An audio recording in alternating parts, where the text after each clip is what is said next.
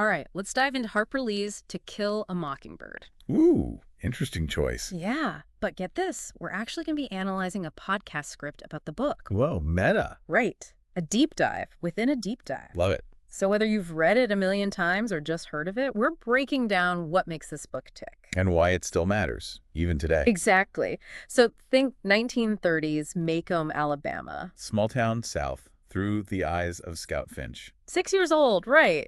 I mean, to tell a story about, like, serious adult stuff from a kid's point of view. Genius, right. Harper Lee nailed that. It's like you see everything fresh, things adults miss. Totally. Scout's innocence makes the adult world, especially the racism, seem even more messed up. And speaking of complicated, there's Atticus Finch, Scout's dad. Atticus. Moral compass, everyone says. But this script we're looking at digs a little deeper. Oh, yeah, Atticus is way more than just the good guy. Right. He's got flaws, he's human, he's a single dad trying to raise kids, right, in a town full of prejudice.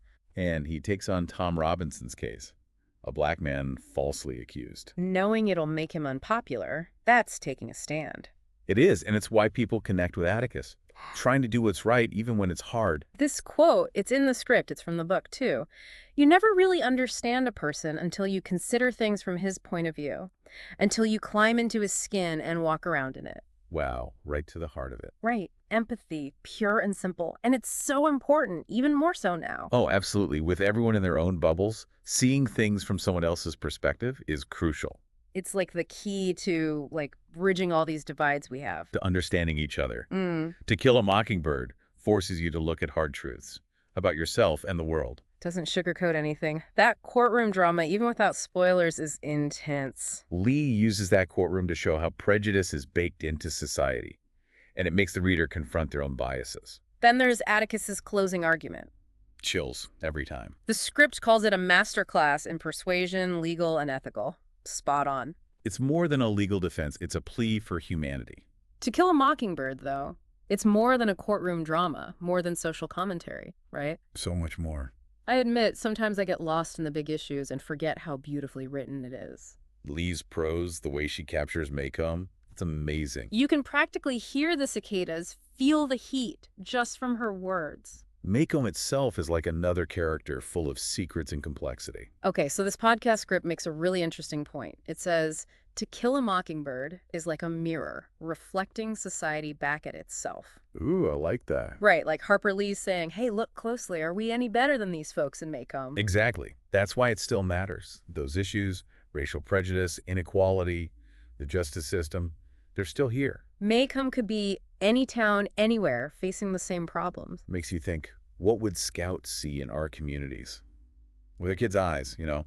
What would she question? That's a good one. And I think that's part of why it connects with readers, how real Lee makes childhood feel. Totally. Scout's curiosity, her confusion about the adult world, it's universal.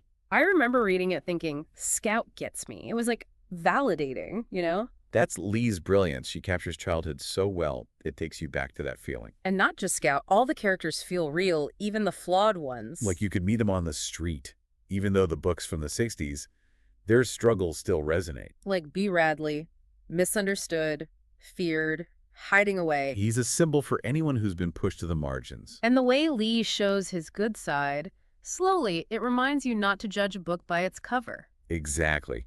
Everyone has a story.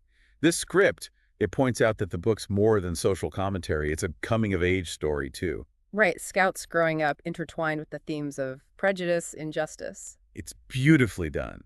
She learns that doing right sometimes means standing up for what you believe in, even when it's tough. And Atticus, he's the best example of that. For Scout, for all of us. He shows you that courage isn't about not being afraid. It's doing the right thing, even when you are. A timeless lesson, for sure. I've always focused on the race relations in the book. Which is central, of course. But this script points out that it's also about social class, gender roles, those things. Woven in throughout, yeah. Look at the Ewells, stuck in poverty. And Aunt Alexandra, all about those old-fashioned expectations of women. Exactly. Lee's challenging us to see how these systems, these expectations, they keep inequality going. Like she's saying, hey, it's not just about one kind of prejudice. It's about power, privilege, how it affects everyone. Powerful stuff. Makes you realize we got to be aware of all forms of injustice, not just the ones that hit us directly. And that awareness is crucial because if we're not paying attention, we're part of the problem. It's amazing how To Kill a Mockingbird deals with such heavy stuff Yeah. in a way that's still engaging. That's why it's still taught in schools, discussed everywhere. It sparks conversations, makes you think. In a world that feels so divided, that's something we really need. This line from the script stuck with me. To Kill a Mockingbird isn't just a story, it's a call to action. I like that. We all have a part to play in making things better. Be more like Atticus, stand up for what's right, treat everyone with respect no matter what. And that brings us to Lee's writing, her prose. How does she make even the little things feel so alive on the page? It's the detail, how she gets Southern speech down perfectly, the vivid pictures she creates with her words. It's like you're right there in Maycomb. You can smell the honeysuckle, feel the humidity. And the characters, their quirks, you feel like you know them. The script mentions that Lee uses humor to balance the heavy stuff. Like she knows, even in dark times, there's still joy. Oh yeah, and the humor isn't just there to make you laugh. It points out how absurd some prejudices are. Like when Scout talks about adults, you realize how silly some of our ideas can be. She uses humor to get us to let our guard down, then the message hits even harder. You know what's funny? It's funny how a book about such tough stuff can also be, like, heartwarming, even funny sometimes. Yeah, like Lee's saying, even in the darkness, there's still good, still beauty. It's that hope that makes To Kill a Mockingbird so powerful, so lasting. Even though it shows you the ugly side of things, prejudice, injustice, it also shows the power of empathy, courage, compassion. That's why it connects with people, young and old, everywhere. It reminds you, even when things seem impossible, you can choose to be better. Stand up for what's right, fight for a just world. And those fights, they don't have to be huge, sweeping things. Sometimes it's the little everyday choices, treating each other with kindness, that make the difference. This script, it calls To Kill a Mockingbird a blueprint for a good life. A blueprint. I love that. Like Lee's giving us a guide, a compass to navigate the world, to become better people. Points you towards empathy, courage, compassion. Those are the directions, right?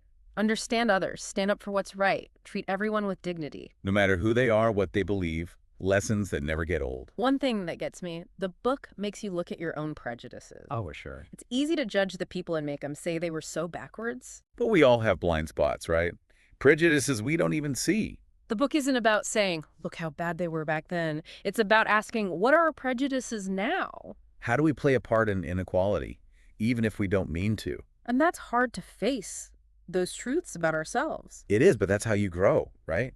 Challenging what you think you know, listening to other people, learning from mistakes. And To Kill a Mockingbird shows you how to do that. Step out of your comfort zone, have those tough conversations, work for a better world.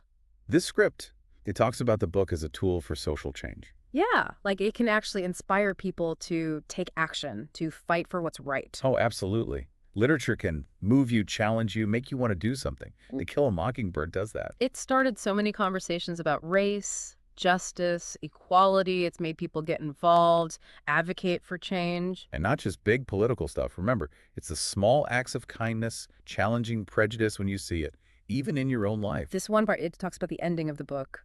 Even though there's a tragedy, with the verdict in Tom Robinson's case. There's this feeling that change is coming, you know? Scout, Jem, Dill, they're all changed by what happened. They want to make things better. Like Lee's saying, the fight goes on. It's up to us to keep it going. Powerful stuff. Whether you're a Mockingbird expert or just starting out, I hope this deep dive got you thinking. About the themes of the book, your own biases, how you can make a difference. Because that's what it's all about, right? It's a call to action. We each have a role to play in making the world more just, more compassionate. It starts with us, with our own hearts and minds. Well said. So that wraps up our deep dive into To Kill a Mockingbird. Thanks for joining us. Keep thinking, keep questioning, and keep fighting the good fight. We'll see you next time on the deep dive.